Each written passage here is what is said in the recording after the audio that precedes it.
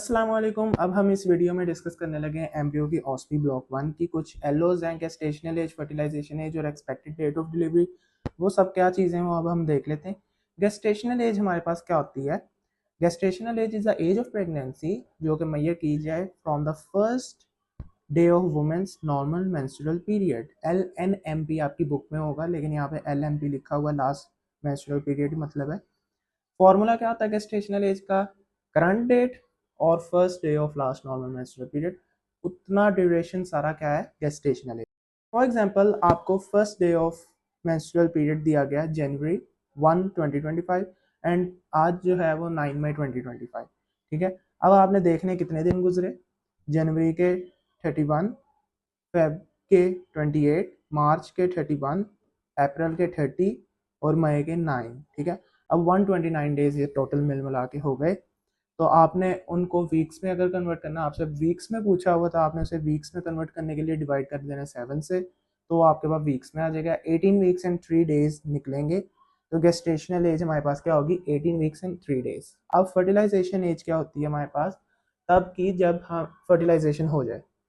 अब आपको पता है कि 28 डे के नॉर्मल साइकिल में, मेंस्ट्रुअल साइकिल जो होता है उसमें 14th डे पे जाके ओव्यूलेशन होती है, और अगर स्पर्म हो तो वो मिक्स होके फर्टिलाइज हो जाता है। ठीक है, अब 14 डेज मतलब कि 2 वीक्स।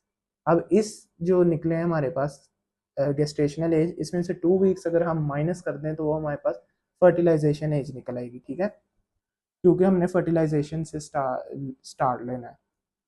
अब कैलकुलेशन, फॉर एग्जांपल एक डॉक्टर के पास वुमेन आई, उसे अपना लास्ट नॉर्मल मेंस्ट्रुअल पीरियड का डे नहीं पता, उसे फर्स्ट डे, तो वो क्या करेगी?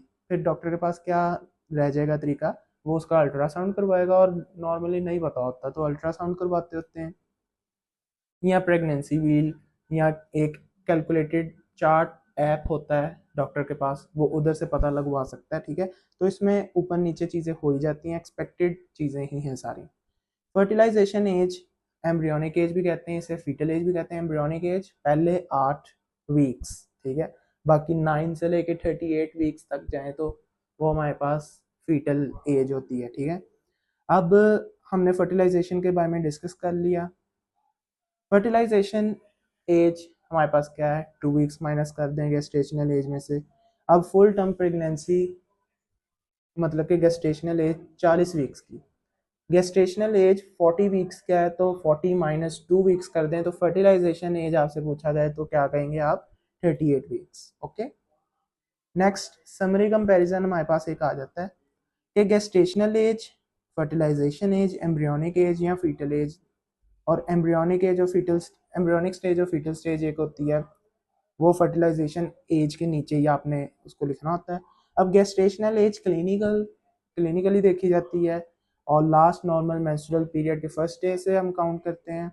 और इसका जो, अगर हम गेस्टेशनल एज के लिहाज से प्रेगनेंसी को देखें तो 40 वीक्स बनते हैं, अगर हम फर्टिलाइजेशन एज के हिसाब से देखें तो 38 वीक्स बनते हैं, जिसमें से 1 से 8 वीक्स हमारे पास एम्ब्रियोनिक स्टेज के आते हैं, 9 से 38 वीक्स हमारे पास फीटल स्टेज के आते हैं। और ऑर्गन फॉर्मेशन पहले 8 वीक्स में हो जाती है एम्ब्रियोनिक पीरियड में, फीटल पीरियड में ग्रोथ और मैचुरेशन वगैरह होती है। ठीक है, अब how to measure the expected date of delivery, इसके लिए नाइगल्स रूल होता है। और इस रूल के मुताबिक क्या है कि आपने, आपको एक फॉर एग्जांपल डेट दी है, उस डेट को आपने 3 मंथ उसमें सब्ट्रैक्ट कर देने, माइनस। ठीक है, आपने उस डे उसमें 1 साल फिर ऐड करना और 7 दिन ऐड कर देने। फॉर एग्जांपल मेरे पास एक एग्जांपल है, मैं देता हूँ। फॉर एग्जांपल हमारे पास एक एग्जांपल है 10 अगस्त 2024। ठीक है, उसमें अब मैं 3 मंथ्स माइनस कर दूंगा तो हमारे पास क्या बनेगा?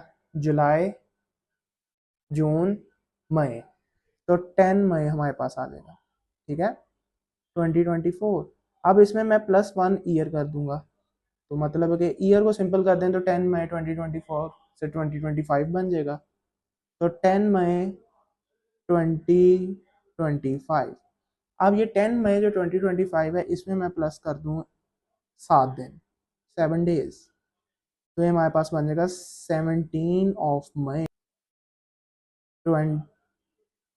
2025। ओके, अब आप देख सकते हैं कि हमारे नाइगुल्स रूल के मुताबिक क्या आया है, 17 मई 2025 एक्सपेक्टेड डेट ऑफ डिलीवरी। ठीक है, फॉर एग्जांपल आपको स्टेटमेंट में आया कि इसकी 10 अगस्त है और आपने वो 3 पीछे ले जाने हैं 3 मंथ्स, फिर आपने 1 साल ऐड करना है, फिर आपने 7 डेज ऐड करना है, आपको पूरी एक डेट आएगी, तो आपने नाइगुल्स रूल को ऐसे अप्लाई करना है। ओके, तो that's all about the simple, हमारे पास चीज़ें थी। Thank you so much.